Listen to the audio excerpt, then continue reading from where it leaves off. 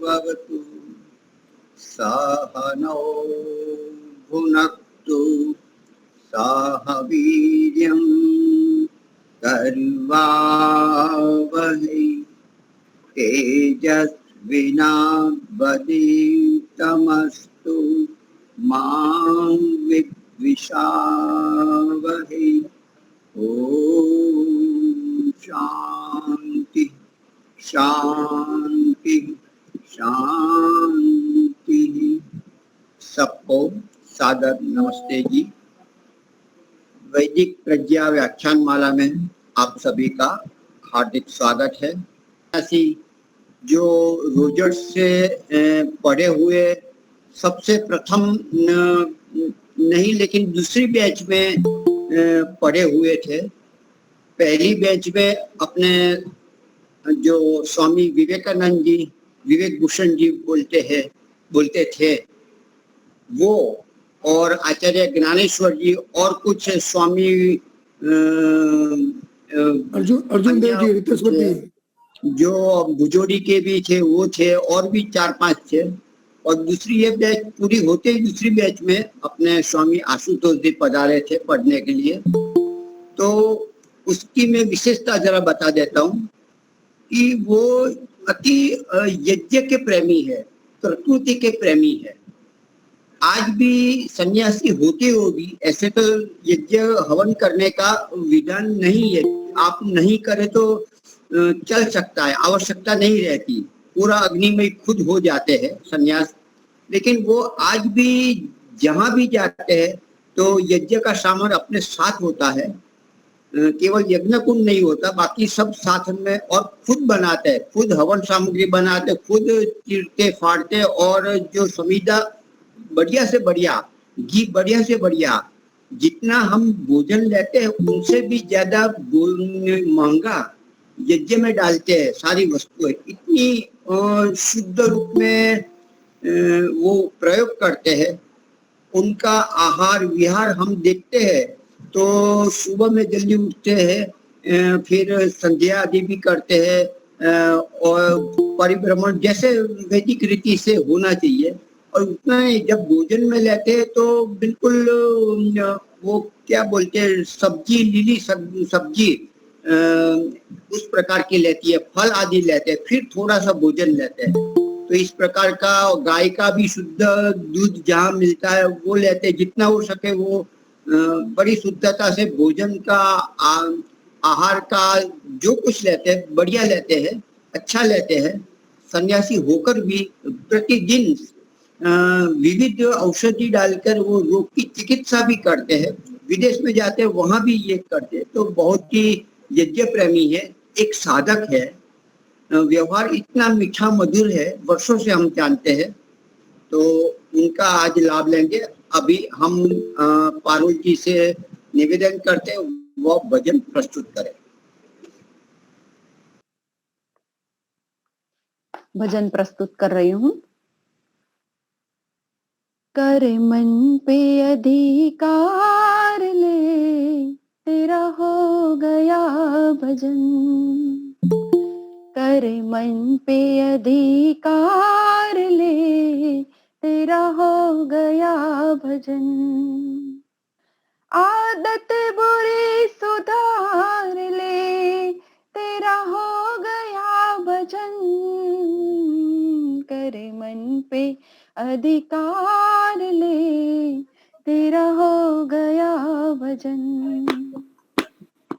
दिल में भरा है छल कपट, होठों पे प्रभु का नाम।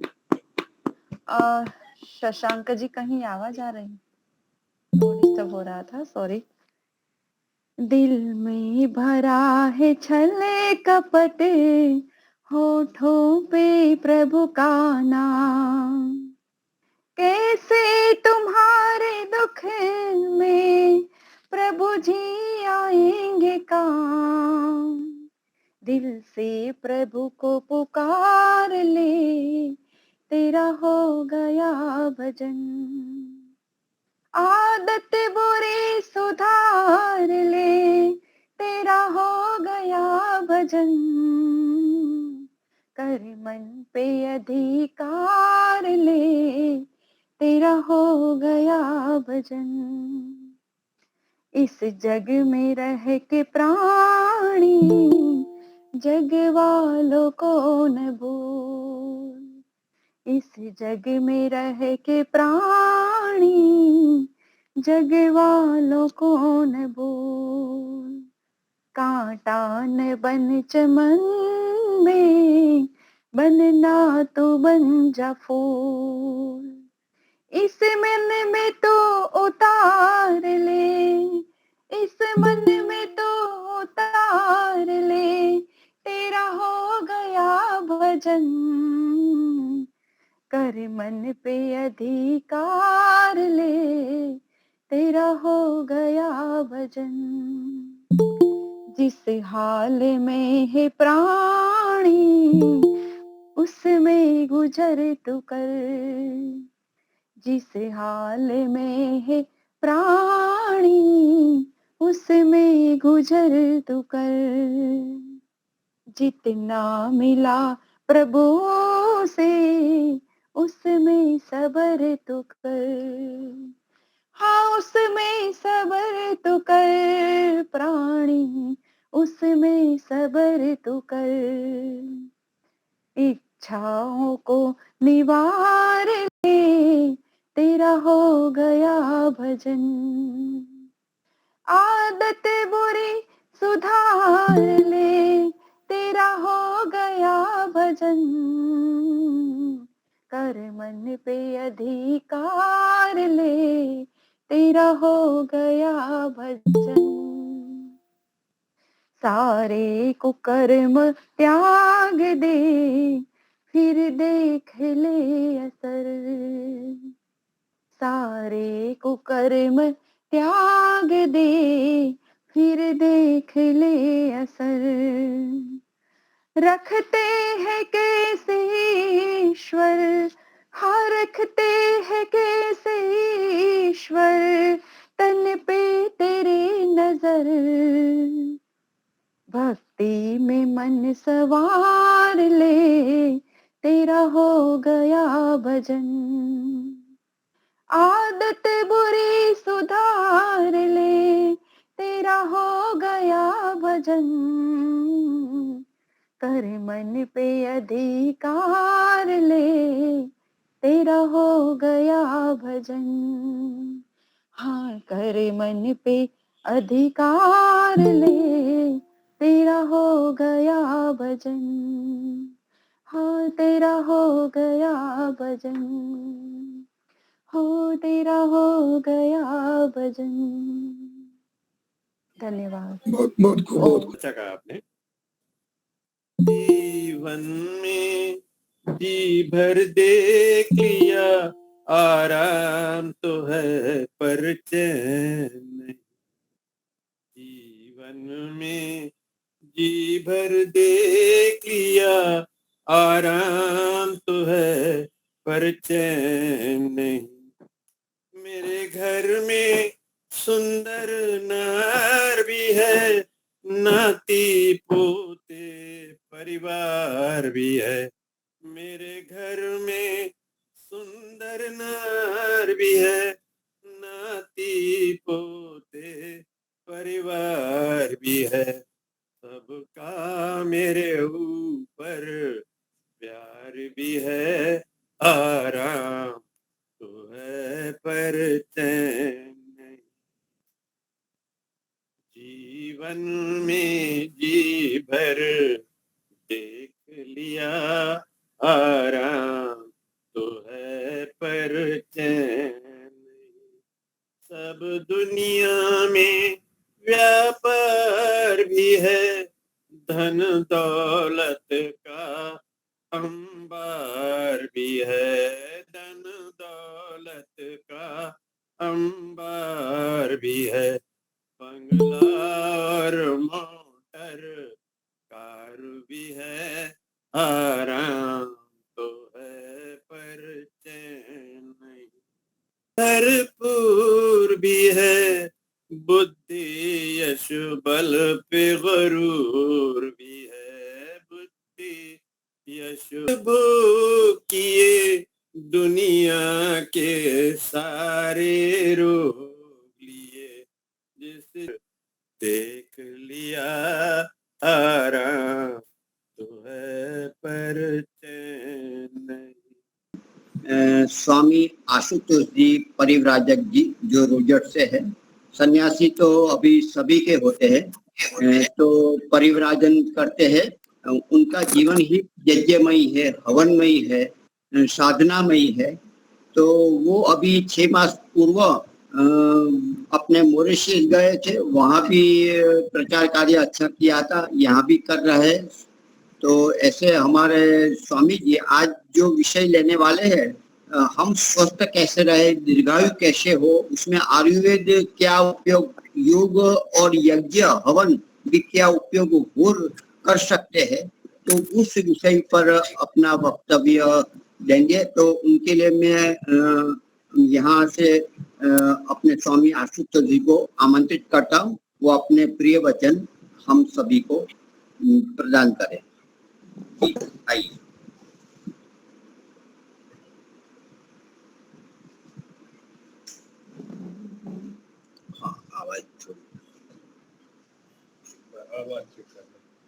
ओम सर्वेभ्यो नमो नमः। सभी को सब सादर नमस्ते।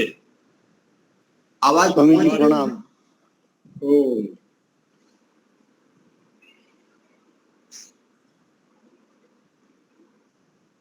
सर्वप्रथम हम अपने शरीर, मन, आत्मा, बॉडी, माइंड, सोल तीनों को एक ही दिशा में लाने का प्रयत्न करें। हम शरीर नहीं, शरीर में रहने वाले चेतना है। हम मन नहीं, मन के संचालक आत्मा है।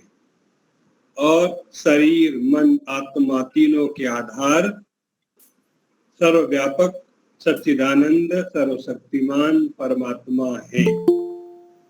मन में भाव बनाते हुए जो कुछ हम सुने, वेद का मंत्र है, संश्रुतेन गमे मही मां श्रुतेन विरादिसी, कि हम वेद के ज्ञान के अनुसार चले, वेद से विपरीत कभी न चले, यह अथर्ववेद की ऋचा कहती है।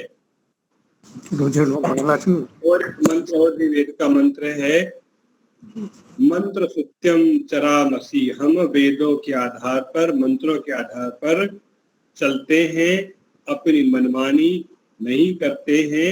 आदर्श आचार संहिता का हम पालन करते हैं। वह आचार संहिता है वेदों का संविधान, वेदों की विधा। आर्य समाज के संस्थापक महर्षि दयानंद सरस्वती जी का नियम है, वेद सब सत्य विद्याओं का पुस्तक है। वेद का पढ़ना, पढ़ाना और सुनना, सुनाना सब आर्यों का धर्म है। ये बात उन्होंने वेद से ही कही है कि वेद में ही हमको जीने का, संपूर्ण जीवन जीने का संविधान दिया है। तो हम आप लोग जो उपस्थित है, हमारे महेंद्र भाई जी ने व्यवस्था दी कि कुछ आप चर्चा करें। हमने कहा ठीक है। हर व्यक्ति को सुख चाहिए। लोग बोलते हैं पहला सुख निरोगी काया। आज वर्तमान में सबकी काया में सैकड़ों व्याधियां, रोग छिपे बैठे हैं, वह क्रियाशील हो गए हैं। हम सबके मन में भी बहुत सारी व्याधियां लग गई हैं।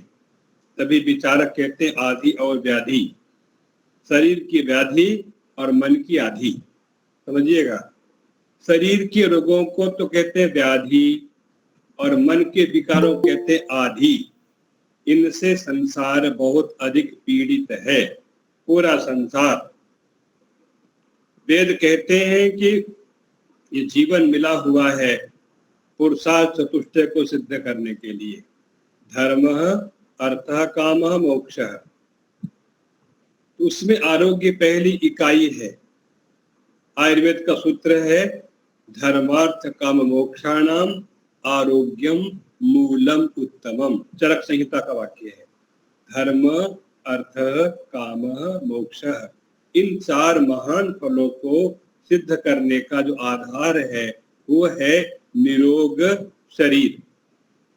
फिर इसी बोलते हैं रोगा तस्य अपहर्तारा, ये व्याधियां और जो रोग हैं ये चारों को मार देती हैं।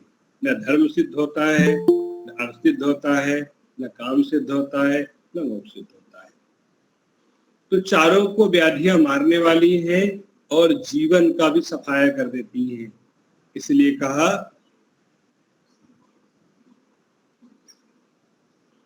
जीवन को सफल बनाने के लिए पहला कर्तव्य कर्म है आरोग्य को, स्वास्थ्य को उत्तम बनाना।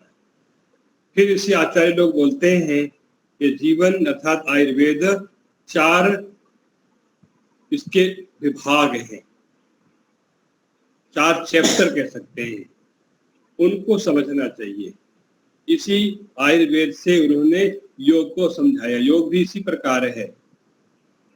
तो आयुर्वेद का सिद्धांत ये है कि पहले तो जो व्यक्ति रोगी है उसको निरोगी बनाना, और जो निरोगी है वो रोगी पड़े नहीं, उसको सदा ही आरोग्य बनाए रखना। बहुत बड़ी बात है।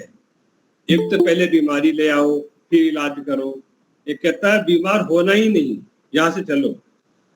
आरोग्य को आरोग्य बनाने के लिए आयुर्वेद है, और भूल प्रमाद कर दिया तो रोगी को निरोग बनाने के लिए आयुर्वेद है। ये वेदों का ही उपवेद है, जिसकी चर्चा बहुत अधिक अथर्ववेद में आई हुई है। वहां प्रश्न भी उठाया है कि कोई पूछे आयुर्वेद का मूल क्या है, तो उन्होंने कहा कि आयुर्वेद का जो प्रवर्तन है, प्रवृत्ति होती है, अथर्ववेद से ही होती है।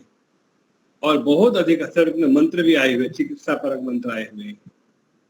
एक हम मंत्र लेते हैं, बीज मंत्र है यजुर्वेद के अध्याय 36 का, ये संभवतः 22वां ऐसा 23वां मंत्र है। ओम सुमित्रया न आप औषधया संतु दुर्मित्रया तस्मै संतु यो अस्मान द्वेष्टि यम च वयम विस्मः। जो भगवान का बनाया संसार है, इतनी प्रकार की औषधियां हैं, इतने प्रकार के भगवान ने पदार्थ बनाए हैं जो हमारे शरीर में वात पित्त कफ को सम करने वाले हैं। तो बीज मंत्र बोलता है ये औषधियां हमारे लिए मित्र के समान होवे। मित्र कभी किसी का बुरा नहीं कर सकता है। मित्र से बहुत निर्भीकता होती है, बड़ा प्रेम होता है, बड़ा भरोसा होता है। ऐसी जो हम खाना पीना खाते हैं हमारी औषधियां हैं। भोजन में औषधि है, दूध औषधि है, इनमें गुण भरे हुए दूध दही आदि है, साग सब्जियां हैं। ये जो कुछ हम खाते पीते शरीर की रक्षा के लिए हैं, ये मित्र के समान हमारे लिए सुख को बढ़ाने वाले हों, अर्थात आरोग्य को देने वाले हों, और रोगों को हटाने के लिए वो शत्रु के समान हुए। शत्रु जैसे होता है ऐसे रोग के प्रति औषधियां शत्रु का काम करती हैं। कोई भी रोग अंदर टिकने ना पावे शरीर में। ये वेद का मंत्र का सूत्र है। यो अस्मान द्वेष्टि, जो व्यक्ति हमसे द्वेष करता है, हमारा बुरा चाहता है, या जिसको हम बुरा करते हैं, बुरा चाहते हैं, इस प्रवृत्ति को हम दोनों ने छोड़ना चाहिए। क्योंकि ये द्वेष करना भी मानसिक रोग है, और मानसिक रोग रहेगा तो तन में नए नए रोग उभरते ही रहेंगे।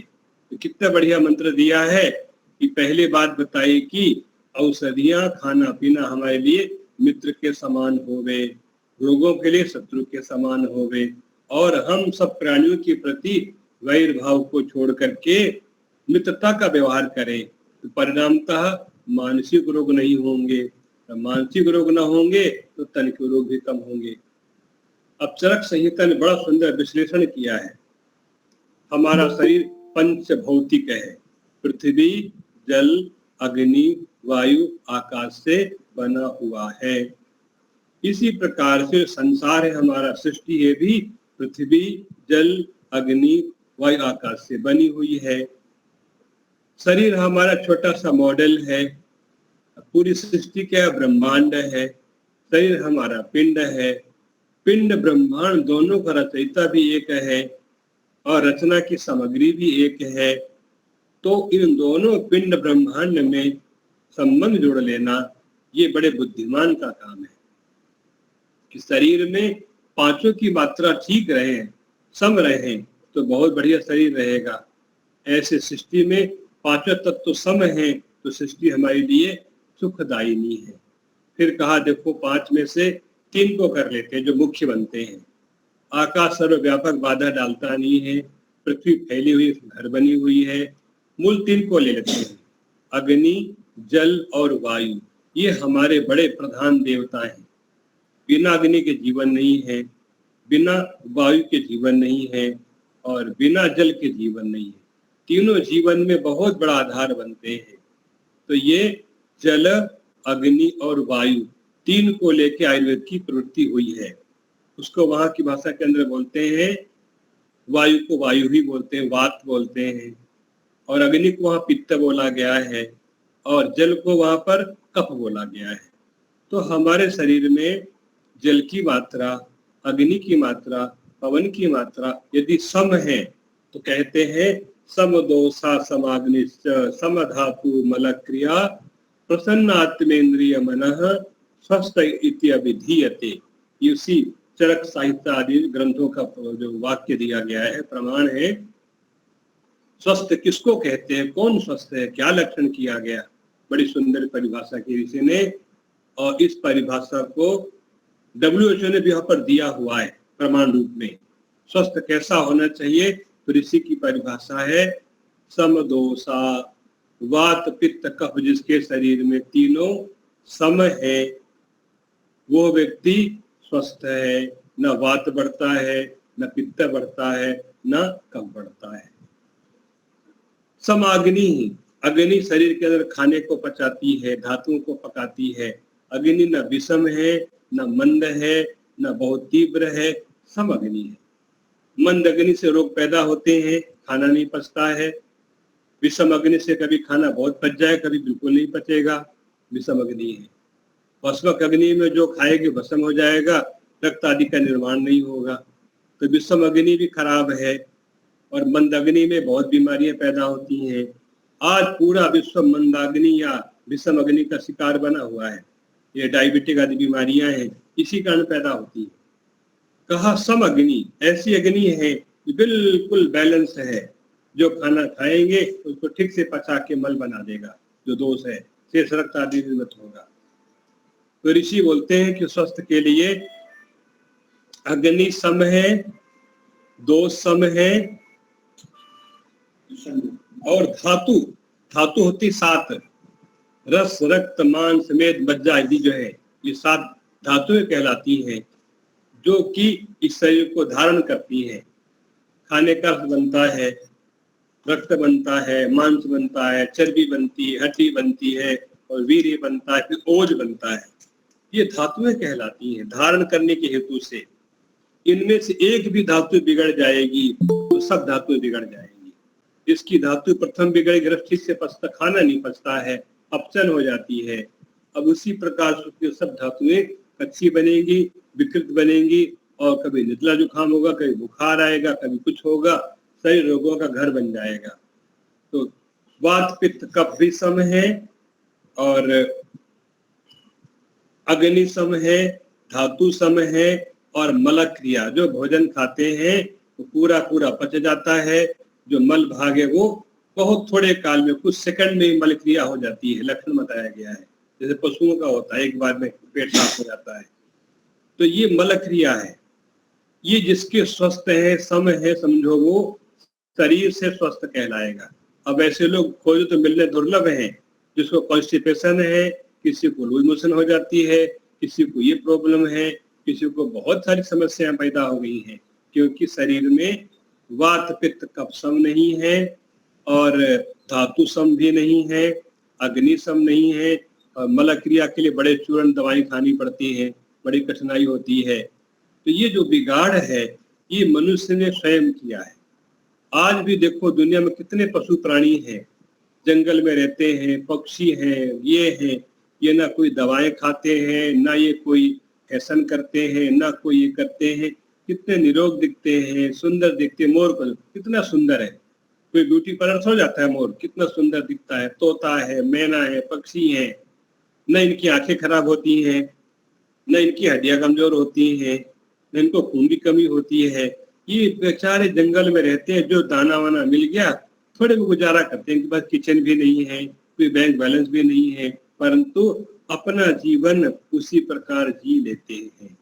इनसे हमको बहुत सीखना चाहिए। आज के इंसान क्या है, टीवी देखता है, मोबाइल, व्हाट्सएप, ये वहां से सीखता है। हम कहते हैं सीखना है तो इस धरती माता से सीखो, पक्षी है, गाय है, चिड़िया, इनसे मनुष्य सीखे ना तो बहुत विद्वान बन जाएगा। मैं कहीं निवास किया, रात्रि को जंगल का परिसर था, प्रातः काल हुआ तो पक्षी 4 बजे के बाद चू चू करना शुरू कर देते हैं। पक्षी बोल रहे हैं, मोर बोल रहे हैं। मैंने कहा देखो इंसान कितना ये निकम्मा कहें, कितना ये गिरा कहें, 8 बजे तक सोता रहता है। ये पक्षी अपने आप 4 बजे से मानो भगवान का जप शुरू कर देते हैं। चू चू बोलते हैं, मोर बोलती है, कोयल बोलती है। क्या है, मानो ये भगवान की भक्ति कर रहे हैं ब्रह्म मुहूर्त काल में। ये है सृष्टि से सीखना, यही आयुर्वेद है। इस सृष्टि में देखो तो सब ओर से हमको विद्या ही विद्या पढ़ाई जा रही है। सूर्य को देखो 2 अरब साल हो गए, 2 करोड़ साल हो गए हैं, अब तक उसी प्रकार से प्रकाशमान है। चंद्रमा को देखो उसी प्रकार से उनकी कलाएं बढ़ती हैं, पूर्णिमा तक जाती हैं, अमावस्या को फिर पूरा 0 हो जाता अंधेरा और फिर चल पड़ता है। कैसे भगवान का बनाया तंत्र है। अनादिकाल से सृष्टि बनती है, बिगड़ती है, और वर्तमान सृष्टि को 200 करोड़ साल से सृष्टि चल रही है। पशु पक्षी जी रहे हैं। केवल मनुष्य को समस्याओं ने क्यों घेर लिया है, क्योंकि मनुष्य ने अपने आप को प्रकृति से, भगवान से दूर कर लिया है। ये मनुष्य की बहुत बड़ी बीमारी है। इसका इलाज कर ले तो फिर और इलाज की आवश्यकता न पड़ेगी। इसलिए हमने एक विषय लिया, धर्म का उपदेश करो, आत्मा परमात्मा की चर्चा करो, बहुत अच्छी बातें हैं, पर रोगी शरीर से भक्ति नहीं होती है, रोगी शरीर से भगवान का भजन नहीं होता है। ऋषि बोलते हैं बलम उपास्व, हे दुनिया के लोगों बलवान बलो, निर्बल के लिए न भक्ति है, न शक्ति है, न निर्बल के लिए संसार है। सबल बनो, बलम उपास्व, बल को बढ़ाओ। मुंडक आचार्य ऋषि बोलते हैं, उपनिषद के ऋषि हैं, न अयम आत्मा बलहीन लभ्य, ये आत्मा परमात्मा का ज्ञान निर्बलों को, बीमारों को, भीरुओं को नहीं हुआ करता है। इसके लिए तो महाबलवान, बुद्धिमान, नीतिमान बनना पड़ता है। प्रकृति का संरक्षण करना है, गोवादी पशुओं का पालन करना है, इको फ्रेंडली है, वनस्पति लगाना है। अब लोग कहते हैं जी गाय का दूध नहीं मिलता है, घी नहीं मिलता है, पेट्रोल सब जगह मिलता है, डीजल मिलता है, सीएनजी मिलता है, ये मिलता है, शराब मिलती है, सब कुछ दुनिया में मिल रहा है, उल्टा उल्टा पदार्थ जो भी है, पर शुद्ध दूध नहीं मिल रहा, शुद्ध घी नहीं मिल रहा, शुद्ध दही नहीं मिल रहा है। ये क्या हो गया? ये है बुद्धि का रोग। जो सबसे अच्छा शुद्ध होना चाहिए था उसके लिए कहते हैं होता ही नहीं, मिलता नहीं, हम चाहते ही नहीं, हमने प्रयास नहीं किया, इसलिए हो रहा है। तो स्वस्थ रहने के लिए आधार है प्राकृतिक जीवन, विशुद्ध वैदिक जीवन, प्रातः जागरण, प्रकृति का संरक्षण, ध्यान, उपासना, विविध यज्ञों को करना और ध्यान उपासना करके सबको संतुलन बनाना। तो हम चर्चा कर रहे थे आरोग्य की, उस पर प्रसंग ले लिया बीच में कि देखो पशु जगत आज भी जी रहा है, कितना नियमबद्ध है, कितना अनुशासित है। उनके पास घड़ी नहीं होती है, अपने आप जाग जाते हैं, सायंकाल अपने आप जल्दी सो जाते हैं। पक्षी बहुत विशेष इनकी आदत है, पशु पक्षियों की, रात्रि को भरपेट नहीं खाते हैं, जल्दी सो जाते हैं, सवेरे जल्दी जाग जाते हैं। और इंसान रात को देर तक जागता है, देर तक सोया रहता है, समय खराब करता है, उसको नींद नहीं आती है, गोली खानी पड़ती है। ये जीवात्मा ने आज के मनुष्य ने अपनी दुर्दशा की हुई है। किसके चक्कर में? हम अपडेट हो रहे हैं, हम हाईटेक हो रहे हैं, हम जो है बहुत आधुनिक हो रहे हैं, हम बहुत नवीन हो रहे हैं, नई तकनीकी आ रही है, नया वो आ रहा है। परमात्मा से बड़ा कोई है क्या? वैज्ञानिक नहीं है। जो भगवान की तकनीकी है सृष्टि चलाने के लिए वो एटर्नल है कि जागो जल्दी सवेरे, दातु नीम का करो, थोड़ा सा पैदल चलो, नीचे बैठ के पानी पियो, गर्म पानी उषा पान करना होता है, ऐसे करो, ध्यान प्राणायाम करो, तो अपने आप शरीर हमारा बढ़िया रहेगा। तो स्वस्थ शरीर में ही भक्ति होती है, आराधना होती है और जीवन में सुख मिलता है। क्योंकि जिसको शरीर की निरोगता बहुत अच्छी निद्रा में सोता है, सवेरे उठते ही तरोताजगी आ जाती है। दूसरा, उठने के बाद सवेरे शरीर दुख रहा है, पेट नहीं साफ हुआ है, सिर भारी हो रहा है, क्यों? उसने प्रकृति माता के साथ में अच्छा व्यवहार नहीं किया है। इसलिए प्रकृति माता दंड देती है। सिर दुखता है, पेट दुखता है, कभी वो कंधा दुखता है, कभी टांग दुखती है। ये क्यों दुखता है? ये वायु देवता के अभिशाप है। हम चर्चा कर रहे थे कि आयुर्वेद में वात पित्त कफ सब 3 देवताओं को सम रखने की बात मानी गई है। जब वायु देवता विषम हो जाते हैं, कुपित हो जाते हैं, तो चरक संहिता में गिनाए गए हैं 80 प्रकार की व्याधियां पैदा हो जाती है। 80 प्रकार, 80 टाइप्स। उसी में सर्वाइकल पेन है, चक्कर आना है, बेहोशी है, कभी भूल जाते हैं, विस्मृति हो जाती है, और 40 प्रकार के पित्त की बीमारियां हैं, खुजली होती है, कभी सोराइसिस हो जाता है, पित्त बहुत बनता है, उल्टियां हो जाती हैं, शरीर जलता है, नींद नहीं आती है, बेचैनी होती है, मुंह सूखता है। ये अग्नि देवता के अभिशाप है। अग्नि का हमने बहुत दुरुपयोग किया। यज्ञ करके अग्नि का उपयोग लेना था, उसने अग्नि में खूब पेट्रोल जलाया, डीजल जलाया, कूड़ा कचरा जलाया, क्या क्या जो भी होता है। अग्नि का बहुत अधिक दुरुपयोग कर दिया गया, तो अग्नि विषम हो जाएगा, तो शरीर को जलाएगा और सिस्टम विषमता पैदा कर देगा। इसी प्रकार जल है, जल जीवन है। जलों का उपयोग अधिक से अधिक, जितना ध्यान से हम प्रयोग करेंगे, मात्रा में, संतुलन में, उतना जल हमको जीवन देगा। खूब पानी बहाओ, खूब खराब करो, आगे चल करके नजरा, जुकाम, बहुत प्रकार की बीमारियां होती हैं। उनका किया गया वर्गीकरण 20 प्रकार की व्याधियां, 80 प्रकार के वायु के रोग, 40 प्रकार के पित्त की बीमारियां और 20 प्रकार के जल की बीमारियां। ये प्राचीन काल की चर्चा, लाखों साल पहले उस समय गणना की गई थी। 140 प्रकार के रोग पैदा कब होते हैं? जब मनुष्य दिनचर्या बिगाड़ देता है, खाना पीना बिगाड़ देता है, लोग लालच से खाता है, बिना भूखे खाता है और खूब खाने को बर्बाद करता है। कि कहावत कई सुनाई हमको, लोग क्या कहते हैं, खाना किस लिए खा लो, बच जाएगा इसलिए खा लो, खराब हो जाएगा इसलिए खा लो, फिर मिलता है इसलिए खा लो। पेट को लोगों ने डस्टबिन बना दिया। ये देवालय था, यज्ञ में आहुति डालते हैं, कितनी डालते हैं जो अग्नि उसको भस्म कर सके, वो आहुति होती है। तो हमारा शरीर क्या देवालय है, इसमें देवता निवास करते हैं, परमात्मा भी है, हम आत्मा भी है, और ब्रह्मांड के जितने कहते हैं सब देवता शरीर में निवास करते हैं। आंख में सूर्य देवता का निवास है, मन में चंद्रमा देव का निवास है, कानों में अलग देवता है, नासिका में प्राण देवता का निवास है, पैर पृथ्वी स्थानी है, मूर्धा हमारा द्युलोक है, हृदय स्थान हमारा अंतरिक्ष लोक है। तो इस पिंड में सारे देवता निवास करते हैं, इसलिए इसका नाम है देवालय।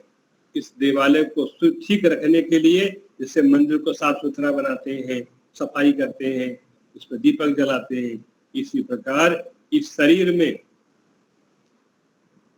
शुद्धि करना, ध्यान प्राणायाम करके, योग करके, यज्ञ करके और आहार विहार के द्वारा शुद्धि करके शरीर का शोधन करते हैं। नहाते धोते शुद्धि होती है, सूर्य देवता के पास बैठने शुद्धि होती है।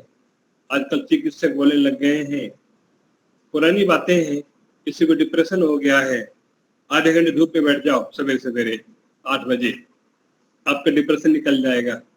आपको बहुत बेचैनी हो रही है, 10 मिनट के लिए हरी घास पे टहल लो, आपके शरीर में ऊर्जा आ जाएगी। और कठिनाई हो रही है, पौधों के पास बैठ के लंबे लंबे श्वास, तुलसी का पौधा है, गुलाब का पौधा है, वहीं बैठ करके नंगे पांव और गहरे गहरे श्वास ले लो, आपको ताजगी आ जाएगी।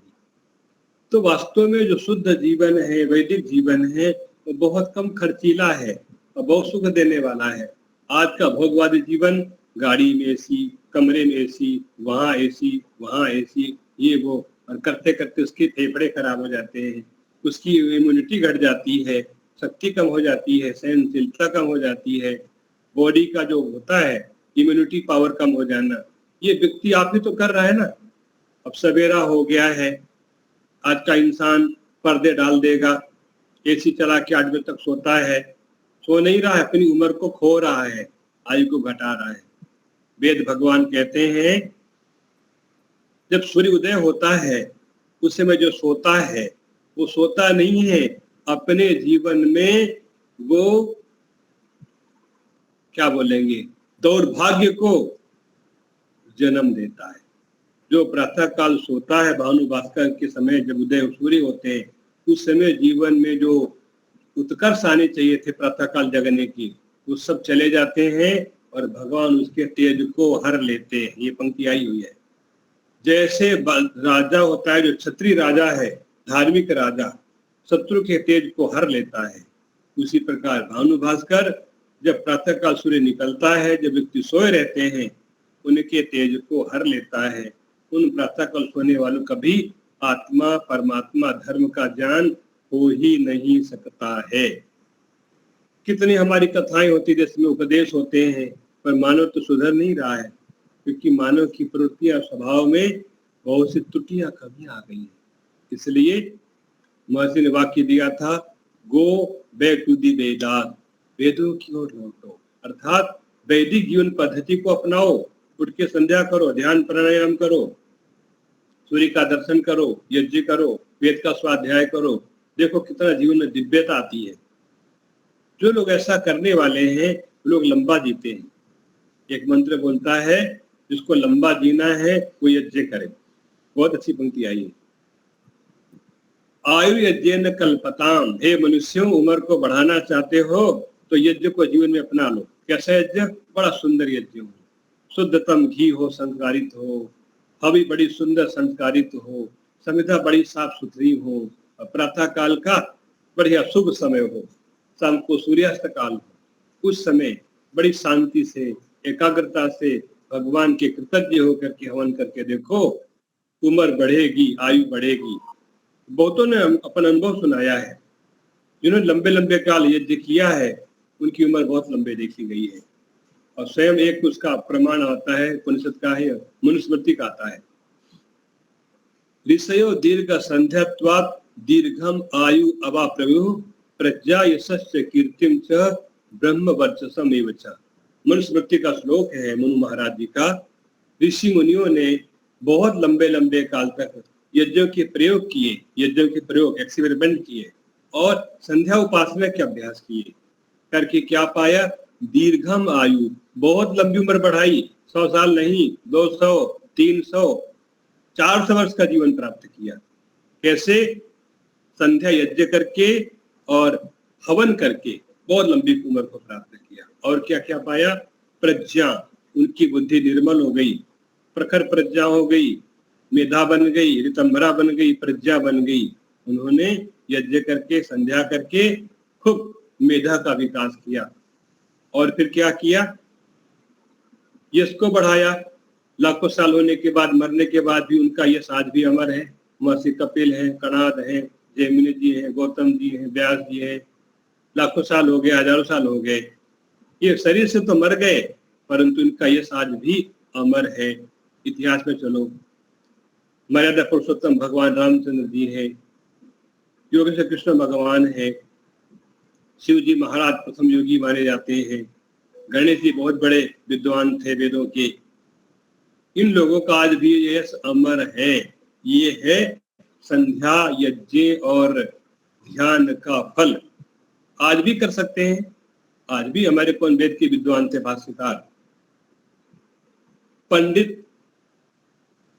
दामोदर सातवलेकर जी, उन्होंने वेदों का भाष्य भी किया है, वेदों के विद्वान थे। और उनका संकल्प था कि 100 साल जीवन जिएंगे, तो उन्होंने 100 साल नहीं 103 साल का जीवन किया। एक दूसरे हमारे वेदों के भाष्यकार हुए गुरुकुल कांगड़ी के बहुत अच्छे विद्वान डॉक्टर रामनाथ वेदालंकार जी, बड़ी किताबें लिखी, उनको मैंने देखा भी, उनके पास गए, शंका समाधान किया। बड़े विनम्र, बड़े साधु स्वभाव के विद्वान थे। तो उन्होंने भी लगभग 99 उम्र होगी उनकी, 99 साल का जीवन जिया। वेदों का कार्य करते रहे, पढ़ते रहे। एक हमने विद्वान देखे बेंगलोर, मैसूर में 125 साल के विद्वान वेदों के, गुरुकुल कांगड़ी विश्वविद्यालय की बड़े अच्छे स्नातक। इस समय स्वामी सदानंद गुरुकुल चलाते थे, तो वहां पर वो पढ़ने गए होंगे बालक रूप में, और वहां प्रतिज्ञा की थी कि मैं दक्षिण भारत में जाकर के कन्नड़ भाषा में वेदों का भाष्य छपवाऊंगा। अब उनकी लगन थी, ब्रह्मचारी रहे वो, 124 साल का जीवन जिया, बड़े मृदुभाषी थे, उनको मिलकर बड़ा आनंद आया। उनका नाम था पंडित सुधाकर चतुर्वेदी जी। तो उनको मिलने के लिए गए, उसे चर्चा हुई। मैंने कहा आचार्य जी, आपने इतना लंबा जीवन जिया है, 124 साल का, इसका रहस्य बताओ। तो मुस्कुरा करके बड़े शुद्ध भाव से 2 वाक्य बोले। उन्होंने कहा मिताहार और संयम। मिताहार थोड़ा खाना और संयम सदाचार ब्रह्मचर्य, ये 2 आधार हैं ब्रह्मच के आयु के। तो ब्रह्मचारी रहे जीवन भर, और उनकी कृपा से कहो, उनके भगवान कृपा से उन्होंने कन्नड़ भाषा वेदों का भाष्य छपवाया था। हम लोग जाकर उनको मिले थे, उनका आशीर्वाद भी लिया। तो ये देखो, ये वैदिक जीवन इस बिगड़े काल में जहाँ भोगवाद, अर्थवाद, क्या क्या बुराइयां, ये बॉलीवुड आदि है ना, राजनीति, भ्रष्टाचार, ये बहुत प्रकार के सब भस्मासुर है, ये खा जाएंगे। ऐसे काल में भी किसी व्यक्ति ने वैदिक जीवन जी करके 124 साल का जीवन जिया हो, तो उनके बड़ा आश्चर्य होता है। पर हमको तो विश्वास होता है कि ऋषियों का आशीर्वाद, वेद का आशीर्वाद है। मनु महाराज ने बोला है कि ऋषियों ने यज्ञों के प्रयोग करते हुए, संध्या हवन करते हुए, संयम के माध्यम से बहुत लंबी उम्र पाई। और ऐसे इतिहास के नाम मिलते हैं। राजा वो ऋषि थे, उनका नाम था भरद्वाज। उन्होंने 400 वर्ष का जीवन जिया। आचार्य चरक के बारे में सुना जाता है, जो आचार्य चरक थे, 300 वर्ष उन्होंने आयुर्वेद के आधार पर जीवन जिया। बुढ़ापा आ गया, उनके शिष्यों ने कहा हमने इतना आपसे सीखा पढ़ा है ना, इसका कुछ प्रयोग तो करे नहीं सही। उन्होंने अपने गुरु जी के लिए एक दवाई बनाई, औषधि, च्यवनप्राश बनाया है, रसायन, उसका सेवन करके वो 100 साल और जी गए। तो उसी नाम से आज भी प्रसिद्ध च्यवनप्राश। वो उस ऋषि को आरोग्य देने के लिए वो एक अवलेह बनाया गया था, चरक जी के शिष्यों ने, वो च्यवनप्राश। तो आज भी उसके नाम से मिलता है। आप लोग जो वृद्ध लोग हैं, च्यवनप्राश खाया करें, बहुत अच्छी चीज है, इम्यूनिटी बढ़ाता है। 1 चम्मच यदि खा लिया जाए ना, खाली पेट, बढ़िया लाभ करता है। कुछ लोग दूध के साथ भी ले लेते हैं, पर जो भी बहुत अच्छी चीज है, बढ़िया है, उत्तम है। चलो फिर वही पहुंचते हैं ऋषि के वाक्य में। प्रज्ञाम यशस्च कीर्तिम च ब्रह्म वर्चसमेव च। और क्या क्या पाया? प्रज्ञा बढ़ाई, उम्र बढ़ाई, यश बढ़ाया, कीर्ति बढ़ाई, और ब्रह्म ज्ञान को पा करके, वेदों का अमृत उपदेश पा करके उन्होंने अपने आप को ब्रह्मज्ञानी बना लिया। ब्रह्मज्ञानी बन करके मोक्ष को पा लिया।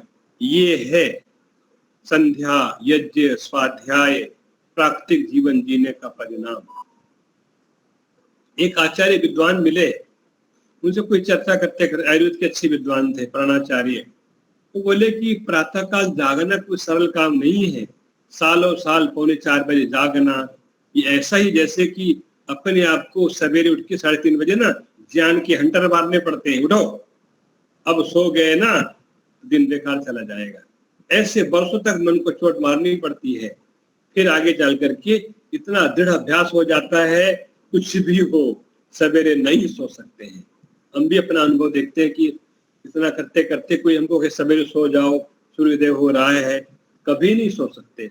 बीमारी लग जाए, कुछ भी हो जाए, सवेरे उठ करके ध्यान, चिंतन, मनन करना ही करना है, उससे बड़ा बल मिलता है। तो आज का यदि इंसान चाहे तो वैदिक जीवन जी करके बहुत समस्याओं को बचा सकता है। नहीं ध्यान देना, आने वाले काल में भी जो कोविड आया था, नए नए वेरिएंट आते रहेंगे और मानवता बिल्कुल कहते हैं विनाश के कगार के खड़ी है। एक बारूद के ढेर पर दुनिया खड़ी है, कोई एक आग लगाएगा तो विस्फोट हो जाएगा। इतने भयंकर सामग्री लोगों ने विस्फोटक बना ली है, हथियार बना लिए हैं।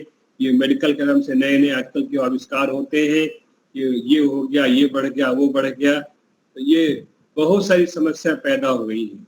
वास्तव में बीमारी जो है, बीमारी बहुत कम है, एक साइकोलॉजिकल इफेक्ट पड़ जाता है। आपको ये हो गया, आपका बीपी बढ़ गया, आपका कोलेस्ट्रॉल बढ़ गया, आपका शुगर बढ़ गया, आप मर जाओगे। शरीर अपने आप में स्वयं ही इलाज करता है। पर आजकल के डॉक्टर लोग जो एलोपैथी वाले से डर पैदा कर देते हैं, ये हो गया, वो हो गया। शरीर से बढ़िया कोई डॉक्टर नहीं है। यदि हम खाना पीना ठीक करते हैं, शरीर की सुनते हैं तो शरीर अपने आप ही इलाज कर देता है। अब कोई कुत्ता है, उसका पाँव में चोट लग गई, वो अपने आप चाट के ठीक कर लेता है। तो हमारी बॉडी के अंदर ऐसी इम्यूनिटी है कि व्यक्ति यदि संयमी है, विचारशील है, तो शरीर अपने आप ही रोग को हटा देता है। बीमारी आके हमको सिग्नल देती है कि हाँ तुमने कुछ गलत किया है, सावधान हो जाओ। वो क्या करता है, सावधान फिर गोली खाना शुरू कर देता है। अब गोली खाते खाते खाते बॉडी सिग्नल देना बंद कर देती है कि प्रॉब्लम कहाँ पर क्या हो रही है। ये पेन किलर खा लो, ये खा लो, मोशन की ये गोली ये खा लो, वोमिटिंग में गोली ये खा लो। ये गोली नहीं खा रही है, बॉडी के सिस्टम को डिस्टर्ब कर रहे हैं। बॉडी बहुत बड़ी मशीन है, सुप्रीम मशीन है, सुपर फाइन मशीन है। ये अपने आप जो निगेटिव चीज को बाहर फेंकना चाहती है, चाहे वो वोमिटिंग के माध्यम से हो या मोशन के द्वारा हो, कफ के माध्यम से हो, बुखार के माध्यम से है, बॉडी विष को बाहर फेंकता है। ये सृष्टि का नियम है। मनुष्य घबरा, अरे बुखार आ गया, अरे जुकाम हो गया, जब गोली खा लो। ये आकर के अपने सिस्टम को बहुत खराब कर देना है। फिर जीवन भर जुकाम होता ही रहेगा, बुखार आता ही रहेगा और गोली खाते रहो, खाते खाते ऐसी स्थिति हो जाएगी, कभी शरीर आपको सिग्नल दे नहीं पाएगा, सावधान हो जाओ। इसलिए शरीर की सुनो, डॉक्टर की भी सुनो, फिर शरीर को सुनो। शरीर बहुत बढ़िया सिग्नल देता है। बॉडी में पेन हो रही, क्या सिग्नल है, वात बढ़ गया है, वात कर चीजें खाना छोड़ दो, तेल की मालिश कर लो, तो सूर्य के पास बैठ जाओ, ठीक हो जाएगा। ये टैबलेट खा लो, वो टैबलेट खा लो, ये खा खा करके अपने जीवन को जहरीला बना देते, शरीर जहरीला बन जाता है। फिर वो विचार जहरीले बन जाते हैं। बोलेंगे तो वाणी बहुत कठोर निकलेगी, कुछ काम करें तो काम बिगड़ जाएगा।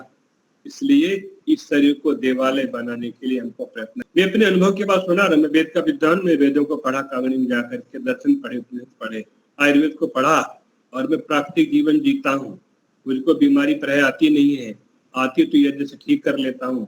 जितनी औषधियां संसार में उपलब्ध आजकल वर्तमान में कहीं मिलती हैं, खोज खोज के लाना है, उनको तैयार करना है।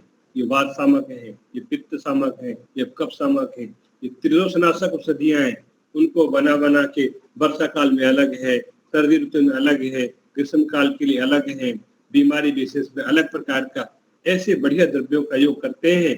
खूब गुग्गल आदि का प्रयोग करते, चंदन आदि। अपने आप शरीर ठीक रहता है और बाहर का पर्यावरण ठीक रहता है। परिणाम भगवान से जो मांगो मिलता है। अपने अनुभव सुनाता, मैं गुजरात आया था, साबरकाठा में गया, भगवान से प्रार्थना की, इतने महीने मॉरिशस लगा के अपने घर ठिकाने पर आए हैं, हमको वर्षा रूपी आशीर्वाद चाहिए। इतना यज्ञ हमने किया, लाखों डलवाई है, तो हमने मन सोचा हमको वर्षा चाहिए और पूर्णिमा को वर्षा चाहिए हमको। तो बस पूर्णिमा पहुंचे, 7 बजे पूर्णिमा आने वाली थी, पता नहीं कैसे बादल आ गए और बढ़िया वर्षा हो गई। तो भगवान का हमने धन्यवाद किया, हमने आपसे मांगा था, इतना हमने हवन किया, आशीर्वाद दो, तो वर्षा हो गई, बढ़िया सी वर्षा हो गई।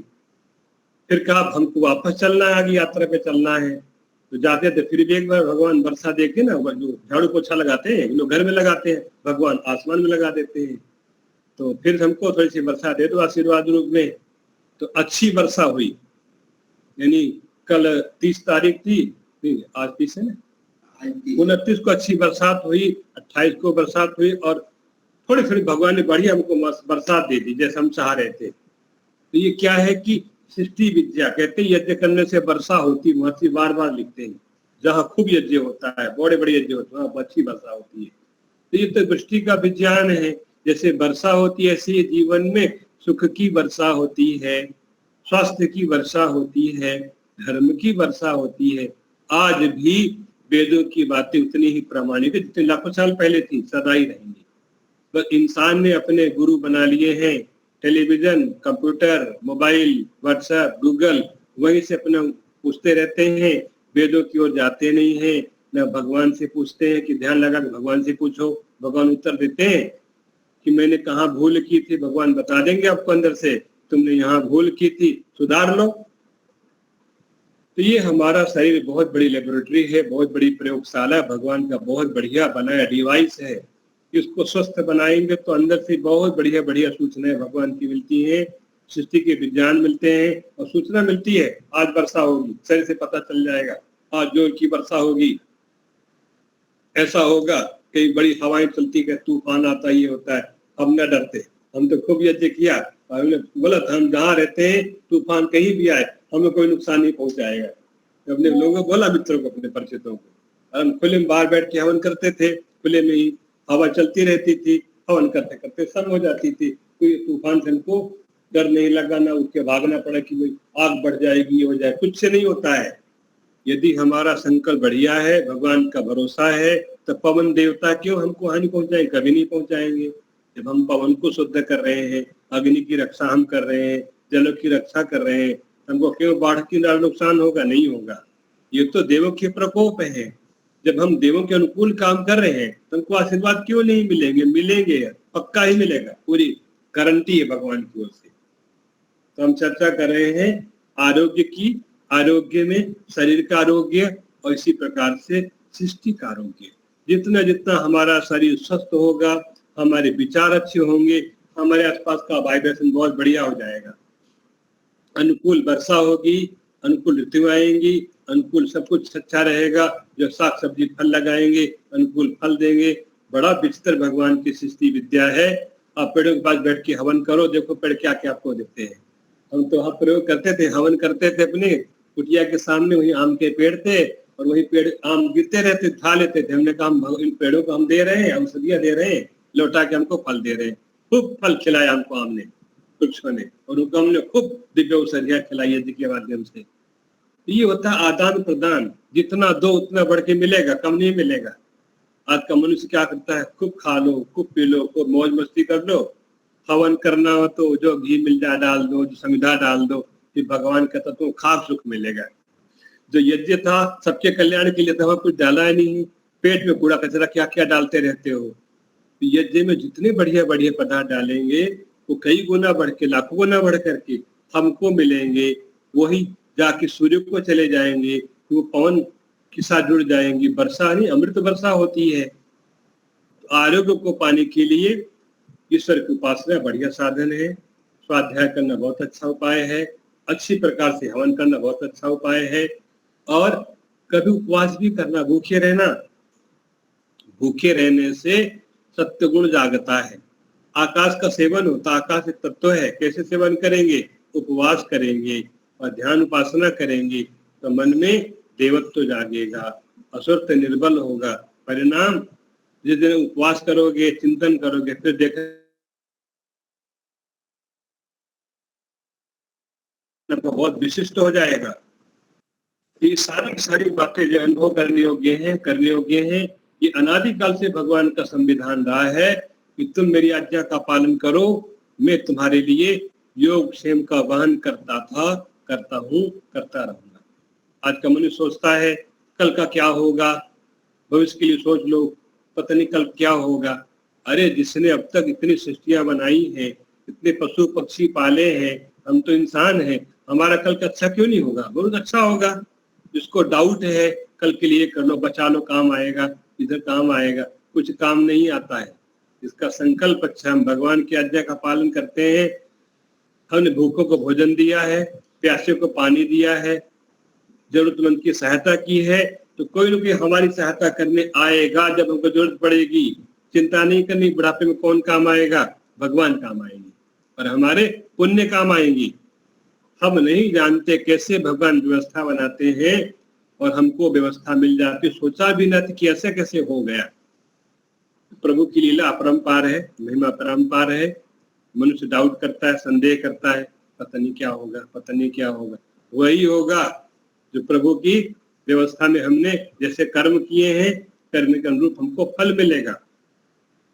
दुख दर्द आते हैं तो घबराते क्यों हैं? क्या सोचो हमारे कर्मों का भुगतान हो रहा है, अच्छी बात होने दो, आगे पुण्य कर्म और कमाएंगे और कमाएंगे और कमाएंगे।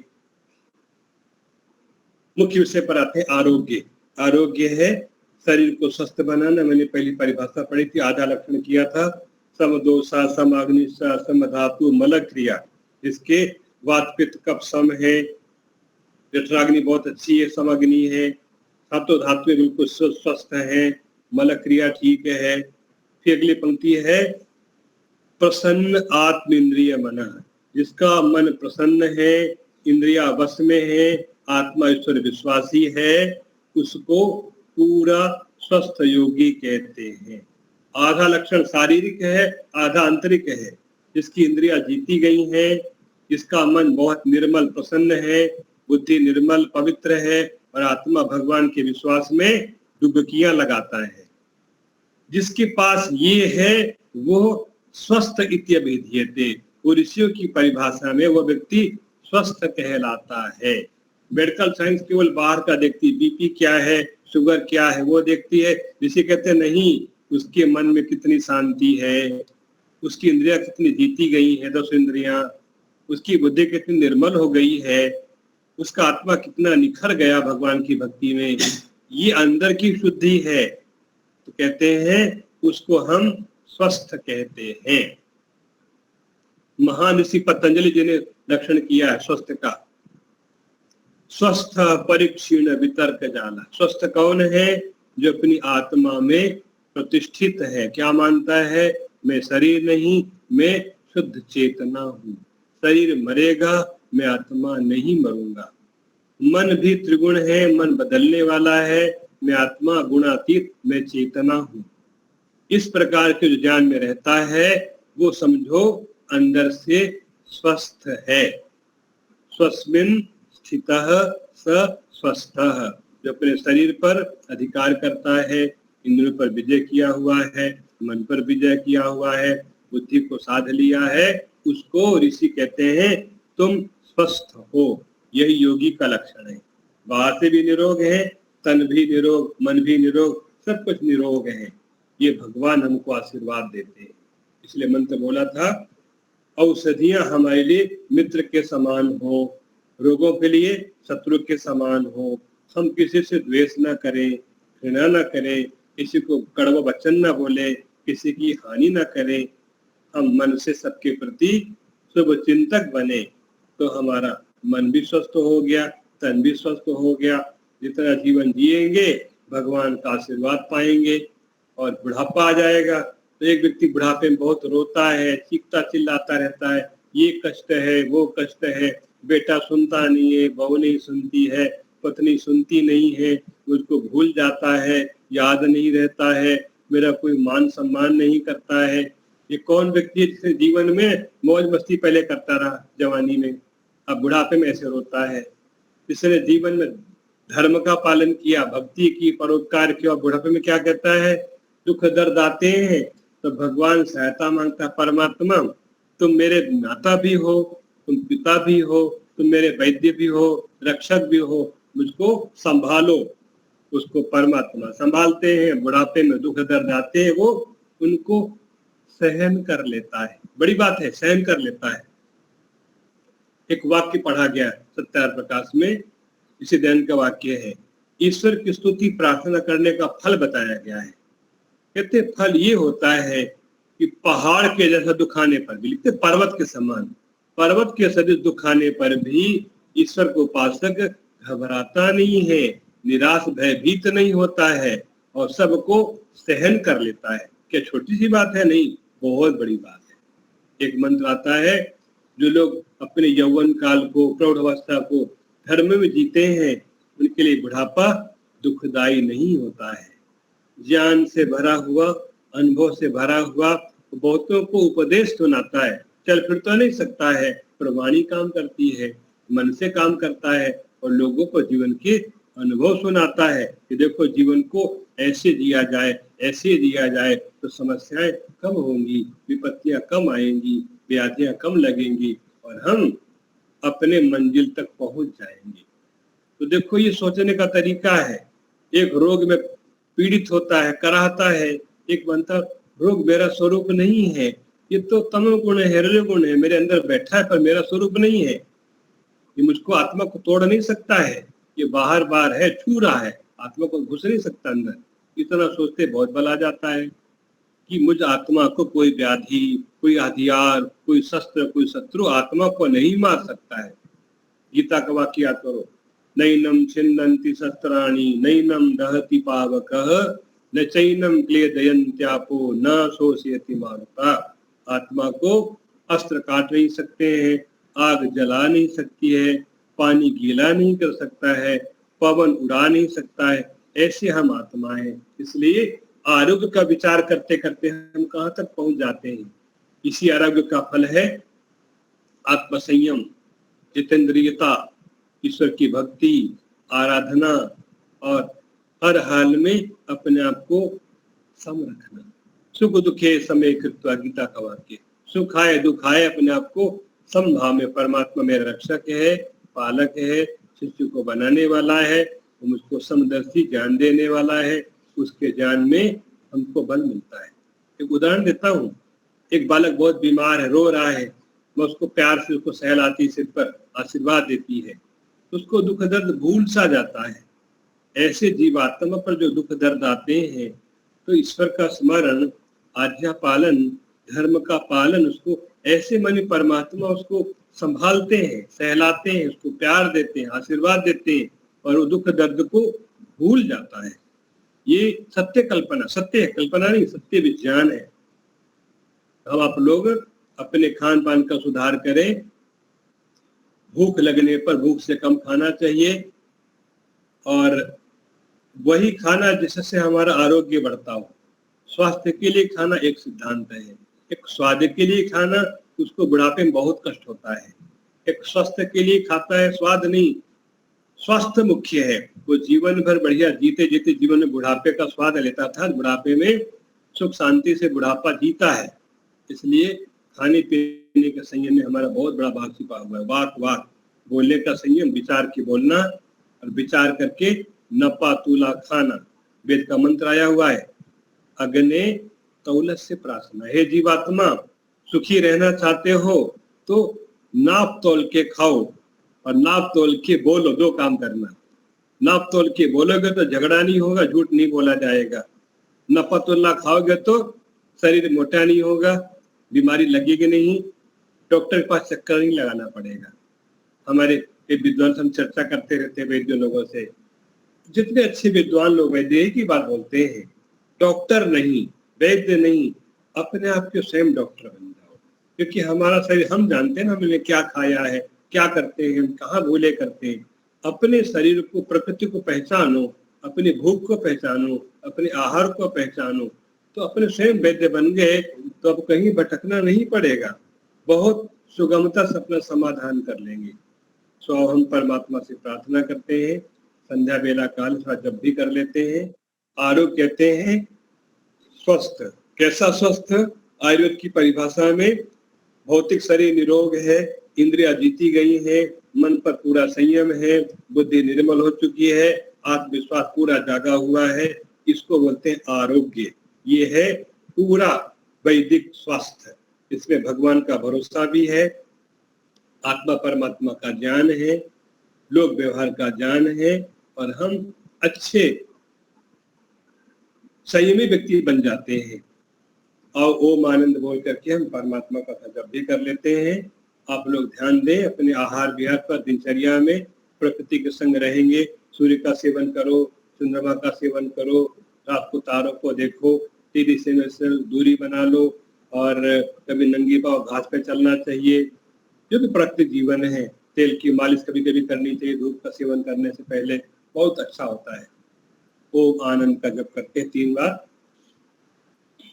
अब आंखें बंद कर लीजिए, अपने मन को हृदय आकाश में रोक लीजिए। हम भगवान में डूबे हुए हैं, परमात्मा सच्चिदानंद है, आनंद के सागर है। ओम आनंद, ओम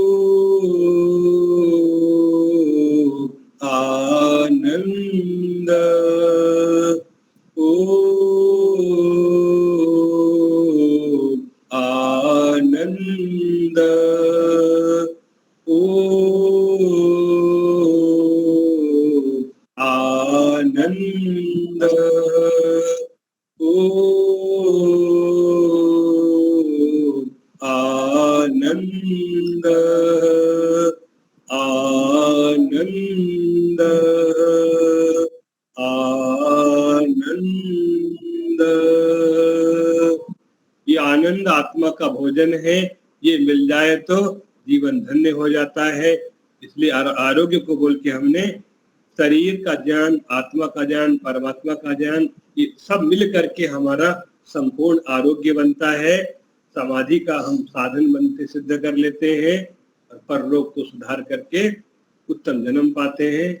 आप लोगों ने सुना, हमारे महेंद्र भाई ने व्यवस्था दी चर्चा करने के लिए। आप सबका धन्यवाद है। स्वस्थ रहे, प्रसन्न रहे, भगवान के विश्वासी बने रहे। जीवन का भरोसा नहीं, कल हो ना हो, आज हमारा अपना है। आज को सुंदर बना लो, कल सुंदर अपने आप बन जाएगा। कल्पना में नहीं, सच्चाई में, रियलिटी में जीवन जीना है। इति ओम। स्वामी जी महाराज प्रणाम। धन्यवाद। स्वामी जी का बहुत बहुत धन्यवाद, आभार प्रकट करते हैं कि हमारी कक्षा को आपने समय दिया और बहुत प्रभाविता में, सरल भाषा में, सहजता में बातें कही, जो अनुभूत थी, विद्वतापूर्ण नहीं, लेकिन जो जैसे जीते हैं वैसे उस प्रकार का ही बताया है। और स्वस्थ रहने के लिए शरीर स्वस्थ रहे, प्राण स्वस्थ रहे, पूरा जीवन स्वस्थ रहे, आत्मा भी स्वस्थ रहे, इंद्रिया भी संयमित रहे और वेद के अनुसार यदि जीते जाएंगे, ईश्वर विश्वासी बनी रहेंगे, तो हम बिल्कुल स्वस्थ आरोग्य वाले कह सकेंगे। और जैसे उदाहरण दिए, जो दीर्घायु बने, वैसे हम भी आज भी इस कलयुग में भी जी सकते हैं, दीर्घायु हो सकते हैं, ऐसा आपने बताया। हाँ जी, हाँ जी जी। महेंद्र भाई, सारूप आज मैं या तो कल में आपको सारूप में लिख के भेज दूंगा। तो समय हो चुका है, अपना शांति पाठ हम करते हैं। ओ